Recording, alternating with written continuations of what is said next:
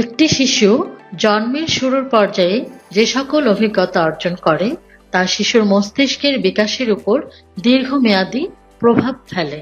বাবা-মা থেকে প্রাপ্ত জিন মস্তিষ্কের মৌলিক কাঠামো তৈরি করে, কিন্তু একটি শিশুর ভবিষ্যতের শিক্ষামূলক আচরণ ও স্বাস্থ্যের ভিত্তি কেমন হবে সেটা নির্ভর করে তার চারপাশ থেকে সে কি উদ্দীপনা পাচ্ছে তার উপর।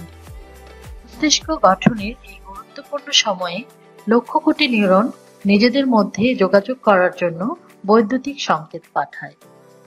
এই সংযোগগুলো সার্কিট তৈরি করে, যা মস্তিষ্ক গঠনের মূল ভিত্তি। এটা বারবার ব্যবহারে সংযোগ দৃঢ় হয়। যে সংযোগগুলো নিয়মিত ব্যবহৃত হয় সেগুলো শক্তিশালী ও স্থায়ী হয়। পাশাপাশি যে সংযোগগুলো কম ব্যবহার করা হয় সময়ের পরিক্রমায় স্বাভাবিকভাবেই সেগুলো বিলুপ্ত হয়ে যায়। এই প্রক্রিয়াটিকে প্রুনিং বলে। এই প্রক্রিয়ার মাধ্যমে নিউরনগুলো শক্তিশালী সার্কিটে পরিণত হয় এবং বিকাশের প্রাথমিক জটিল সময়ে আবেগ, অনুভূতি, পেশির দক্ষতা, আচরণ নিয়ন্ত্রণ, যুক্তি, ভাষা ও স্মৃতির মধ্যে সংযোগ তৈরি করে।